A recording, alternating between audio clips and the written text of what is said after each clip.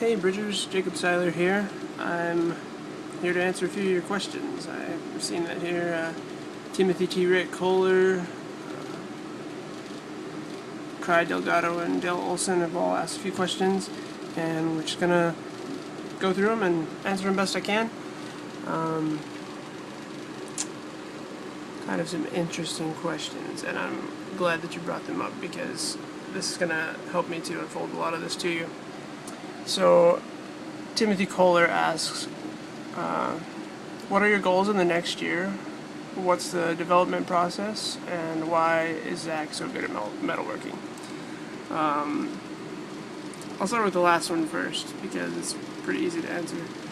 From the time we were little kids, we basically were nerds. We loved, working with our hands. We loved Dungeons and Dragons. We loved medieval lore and fantasy novels and stuff, and he just really was interested in fighting styles and swordplay, and in order to really get into it, he wanted to make some stuff himself. He started making chainmail. He started blacksmithing, and he made armor. He made all kinds of stuff, and eventually he attended bladesmith school and graduated there.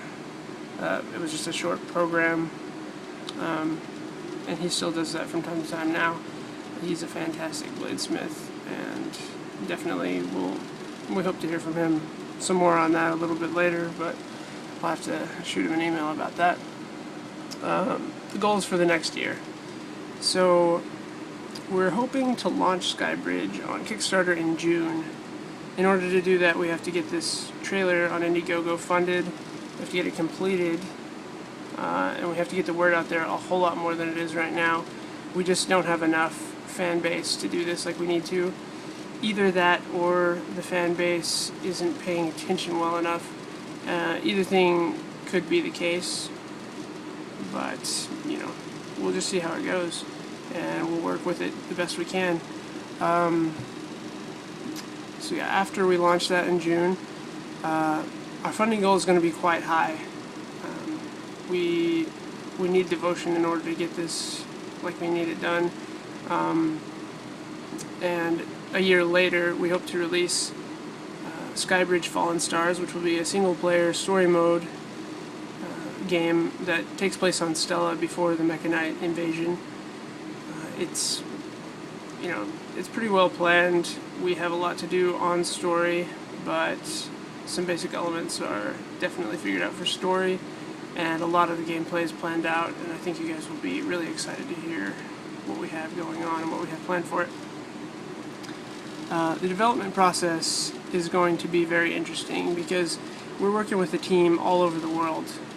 We have some that are closer. Hopefully most of the programmers will be right here. I can talk to them in person that way.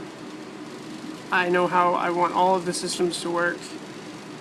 I can lay out a flow chart of how they need to work, but I need my programmers right here because we're doing a lot of things that have never been done before, and I can make some more videos on that. Any questions you have about that would be great. I would love to talk about that a lot more. It's just a lot to talk about, so it's kind of floating around in my head for now.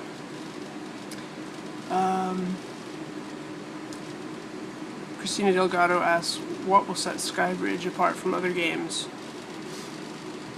So Skybridge, the number one thing that comes to mind first is just the scale. This will be a ridiculously huge game.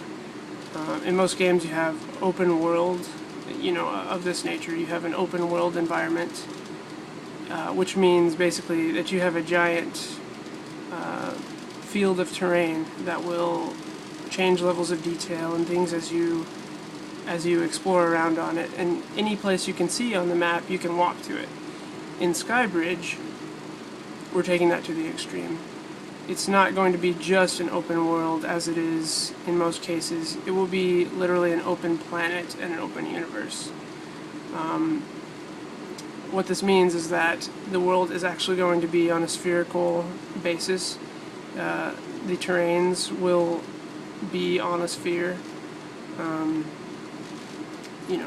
it's going to work very much the same. As you're playing, it'll seem very much the same. The only difference is if you were able to get a mode of transportation that could travel fast enough, you can literally travel from one side of the world to the other in a circle and end up where you started. This is going to be particularly obvious when you travel up Skybridge and you see the curvature of the Earth and the entire thing scaling right in front of your eyes. And when you leave into space, you'll be able to see the whole planet from the outside. As you fly around it, you'll be able to see every detail. When a character builds a really large building, you'll be able to see it from space. As you're in space, there will be a lot of planets and things floating around. Those things are also persistent. You can travel to any of them. You can see them from the planet as it's nighttime. Of course, you know, there's a lot of them you won't be able to see because it'll be dark, but just imagine the most realistic system you can think of, and that's what we're shooting for. In addition to that, of course, the gameplay is going to be very unique. It will be not only unique in terms of play and battle, but each class that you use will have different presets for the way that they play. And for their GUI, it'll be slightly different. So if you were to be a fighter as your class, you go in with a first-person view. You'd be able to upgrade and get skills for battle that you can't get as just a scientist or as a, you know, someone who just explores, or as a tinkerer, I guess. The actual names, of course, for classes are different than those, but just to put it in perspective, you know, if you were to go in as an engineer, your view may be different. It may be a third-person view. You may be able to go over to a workbench and zoom in on a piece of work and sit there and actually work on that piece for however much time it takes. And of course, you would have a unique skill set and also a key set to be able to do that. Your controls would be vastly different. Whereas, of course, you know, you're walking around and the world controls would be the same or very similar. Of course, we want to offer as much flexibility as possible. We don't want to just stick you into a rut and say you have to play this way. So, I guess the easiest way to think of it would be just as many options as we can offer you, and the best way we can offer you to play with each class. That's what we're going to shoot for. Funding is going to, of course, define a lot of this. Dale Olson, he says, I can play upwards of 20 or so MMOs online for free. Will you be doing a free-to-play model, monthly subscription, upfront pay, or other such financial model? Here's where the funding comes back in. If we get as much funding as we ask for, this game could be totally free to play, and I don't have any problem with that. If we don't, you know, we're going to have to charge, because we have a huge overhead, whereas if it was a single player, free would totally be the way to go. I'm not in this for money. I want to do this for you and for me, just to enjoy this game and to enjoy this process of creating it. Of course, I have to pay my employees, which was where the overhead comes from. But because it's online, I have to get the hardware. I'm doing the entire back end myself, so I have to buy the servers, I have to get the internet hookups, I have to get a building to house the servers, coolers for the servers. I have to set up this entire system myself, and the overhead month to month will be quite large for an internet connection of that quality. And of course, there's electricity, there's cooling, there's a lot of expenses that go into this, which would prevent me from making it free to play unless we hit the right budget. If we do hit the right budget, I will just stick it all in there for free. It will be totally free to play, and of course we'll offer microtransactions. And hopefully we'll offer things that are awesome enough as microtransactions that we'll be able to pay for the monthly overhead of internet connections and all of those things. And I think that that's very realistic expectation and very, very possible for us to do. And I would really love to see this game free to play because I want to offer this to as many people as possible, as cheaply and easily as possible. As I said, I'm not in this for your money. I could care less whether I get rich doing this. The only thing I want to be able to do is bring you the products that I have in my mind, and you're the one that's able to make this happen.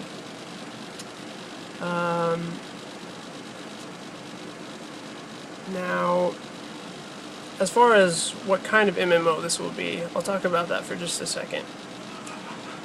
We're talking about this being a 3D, fully immersive game. We're talking about you having a character that potentially ages.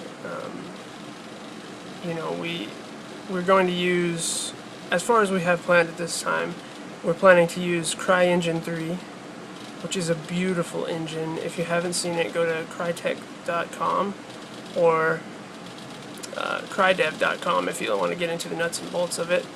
But crytek.com, there is a tech video that will show you how all of it works. It will show you what you can do with the engine. And you'll see why our funding options are like they are. We would be able to offer this for free if we were able to get enough money up front to cover the back end for a long time. And you'll see that as you look through their licensing options if you're interested in doing that.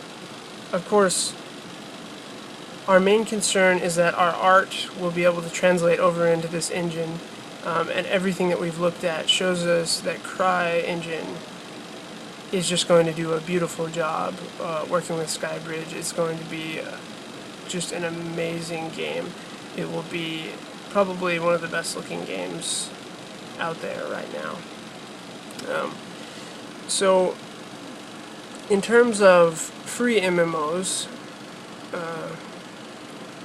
like I said, it could be free if the funding gets there, but this will be definitely one of the most beautiful MMOs, one of the most fun to play MMOs. One thing that sets us apart really is the crafting. We want at least 60% of the in-game content to be user-created. This is something that is so vital to what we want to do here. Like we were talking about with Zach, he loves to build things. I love to build things. I do metal casting. I do woodworking. You know, we've just always made things. Allison makes things. We love to work with our hands. That's something we very much want to bring into the game in a way that has not been done before. I feel like crafting has just been very much a simple, drag in materials, pull out something pre-made. But with us, we want to give you tools and we want to give you materials in the game, and we want you to build as you would in real life. Of course, with some minor differences because it is a game world, and we want the controls to be simpler than it is in real life. We want it to be a little bit easier to do. But we want you to be able to build anything that you can imagine, and then it will work off physics. And that's of course how it'll work client side. Server side, it'll just sync up to everyone else after that. But it's really going to be a spectacular game. And I hope that I've answered a few of your questions and given you some insight to what we're thinking. I would love to hear some more questions from you because I'm very excited to talk to you about just all the possibilities that we have going on in Skybridge. I appreciate your time, and I hope you have a good day. Thanks very much.